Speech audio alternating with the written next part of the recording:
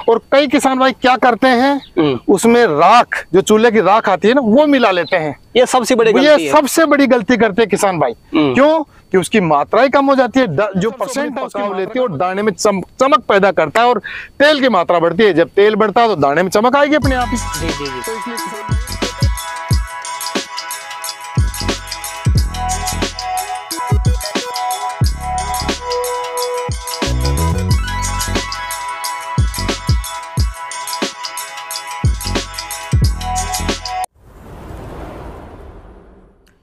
किसान भाइयों नमस्कार।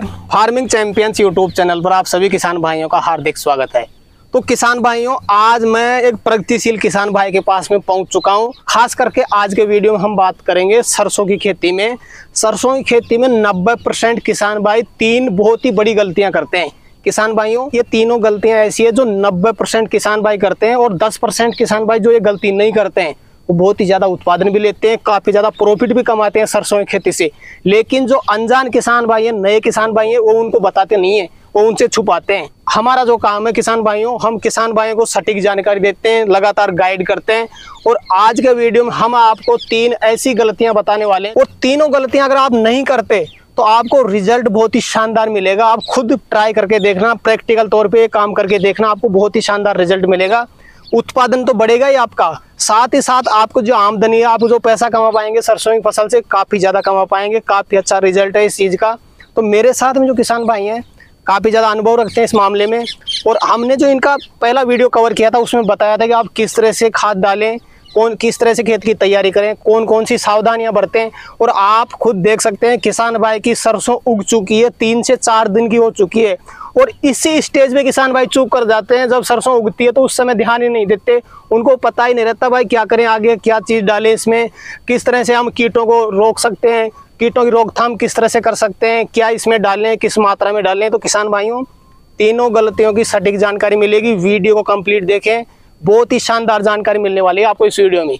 वीडियो पसंद आए तो लाइक शेयर करें, चैनल पर नए तो चैनल को सब्सक्राइब जरूर करें। तो आइए किसान भाइयों, आज का वीडियो शुरू करते हैं। सर जी नमस्कार। नमस्कार, राम राम। राम राम जी। किसान भाइयों राम राम। सर जी एक बार किसान भाइयों को अपना परिचय बता दें। सर मैं बनवारी जी नाडला बाबा कृषि फार्म से बिलोंग करता हूं मैं जी। मेरी तहसील कोटखावदा, जिला जयपुर, गांव गरुड़वासी, राजस्थान का रहने वाला हूं मैं जी। सबसे पहले तो बता दें सरसों कितने क्षेत्र में लगाया? मैंने 90 एकड़ के अंदर सरसों की फसल लगाई है, जो मेरे ग्रो भी हो चुकी है, आपकी उग कर बाहर भी निकल चुकी है। अब सर मेरे पास आए हैं जी कि भाई किसान भाइयों को कुछ जानकारी दें, वो मैं दूंगा जी। तो सर जी आज हम जानकारी लेने वाले हैं जो सरसों शुरुआत में उगती है। सबसे ज्यादा मेरा मानना है कि किसान भाई यहीं पे चूक कर जाते हैं, क्योंकि जब हम पौधे को, छोटे पौधे को अच्छा पोषण नहीं देंगे, उसकी बीमारियां शुरुआत में खत्म नहीं करेंगे, तो पौधा अगर शुरू में मर जाएगा तो बाद में कोई उससे बेनिफिट नहीं ले पाएंगे। तो किसान भाई मेरे हिसाब से 3 सबसे बड़ी गलतियां करते हैं। पहली गलती किसान भाई क्या करते हैं, पहले वो बताएं। देखो किसान भाइयों, पहली गलती 90% किसान जिनको नॉलेज ही नहीं है, वो क्या कि शुरू में जब बात आती है फर्स्ट में क्या करना, ग्रो होने के बाद में फर्स्ट में क्या करें जी, तो उसमें अपने को मैलाथिन पाउडर 5% में लेनी, और 1 हेक्टेयर के अंदर 10 kg जी वो इस डस्ट करें, या तो मशीन से या हाथ से जी डस्ट करो उसमें।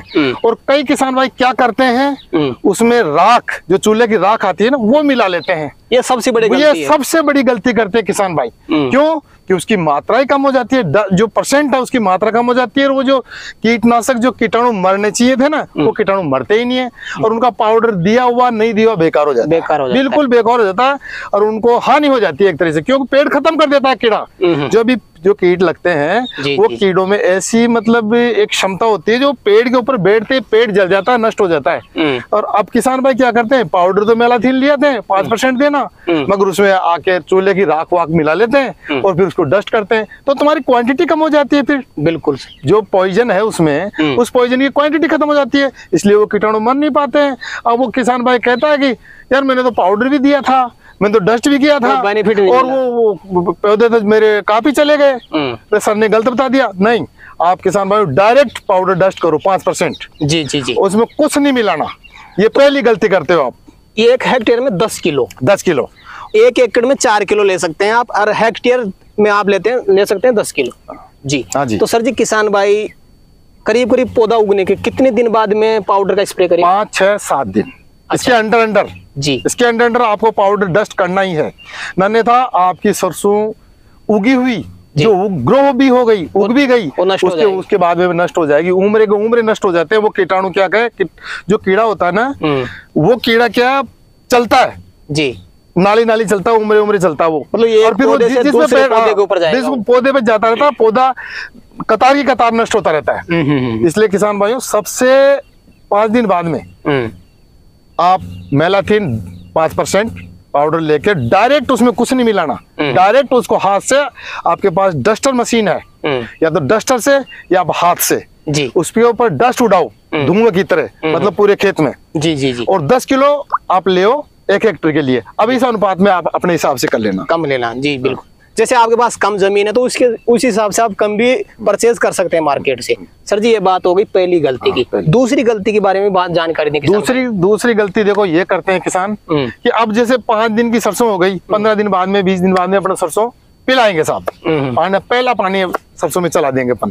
तो क्या करते हैं, डायरेक्ट यूरिया लगा देते, वो यूरिया लगा देते, यूरिया छिड़क के और चलो पा दिया। सर जी, मेरे हिसाब से दूसरी जो गलती किसान भाई करते हैं, कच्ची सरसों में पानी चला देते। बिल्कुल, आप ये प्रश्न आपका बहुत सही है, बीच में आपने ये प्रश्न बहुत अच्छा किया है कि ये प्रश्न रह जाता, बिल्कुल ये रह जाता और डायरेक्ट अपन वहां पहुंच जाते किस पे, पहला पानी पे।